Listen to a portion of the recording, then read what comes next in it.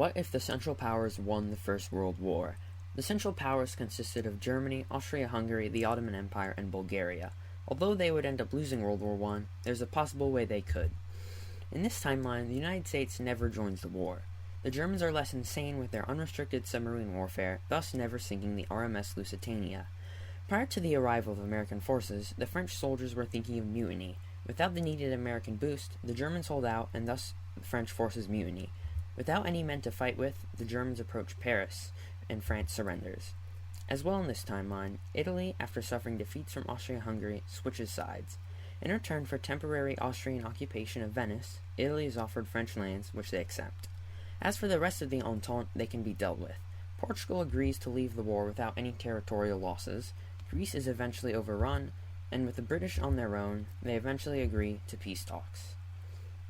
From the collapse of Russia, they release Finland, Estonia, Livonia, Courland, Lithuania, Poland, Belarus, Ukraine, and Crimea. Romania annexes Bessarabia, and Germany annexes Courland, Lithuania, and parts of Poland.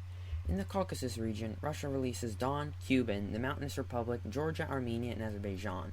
The Ottomans annex some land in the Caucasus from Russia and Persia. As for Bulgaria, they expand into Romania, Serbia, and Greece. In the west, Germany annexes land past Alsace-Lorraine from France, all of Luxembourg, and some of Belgium. The rest of Belgium becomes a German puppet, which gets a bit of land in northern France, so Germany can get access to the British Channel. Austria-Hungary gets temporary occupation of Venice and minor borderlands in Romania. Also relating to Austria-Hungary, they give eastern Galicia to the newly independent Ukraine. This was thanks to a deal with Ukraine where in return for getting needed grain, Austria-Hungary would hand over eastern Galicia, which is ethnically Ukrainian. In our timeline, this fell through, but it succeeds in this timeline. Italy takes Corsica and Tunisia from France and some borderlands in Egypt.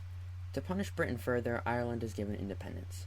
As for puppet states, Germany puppets Estonia, Livonia, Belgium, Poland, and Crimea. Austria-Hungary puppets Serbia, Montenegro, and Albania, while Romania falls under their influence, and the Ottomans puppet Georgia, Armenia, Azerbaijan, and Egypt, while the Mountainous Republic falls under their influence. In Africa, Germany expands its colonial empire. From France, they take most of French Equatorial Africa, from Belgium, they take the Congo, and from Britain, they take Uganda and Walvis Bay. Most Italian expansion from the war comes in Africa. They expand their Libyan colony into French and British lands and take Tunisia. French and British Somaliland are added to Italian Somaliland, and the Dervish movement is eventually stomped out. The Ottomans retake control of Egypt, installing a puppet ruler. In Arabia, the Ottomans do not expand. With their somewhat poor performance in the war, and Britain not being fully defeated, they take no land. However, in Southeast Asia, Germany takes French Indochina from France. This outcome of a German victory in World War I somewhat mirrors our own timeline. The losers are left humiliated and are stripped of lots of territory. The Central Powers see new allies in some of the newly independent nations of Ukraine, Ireland, and Finland.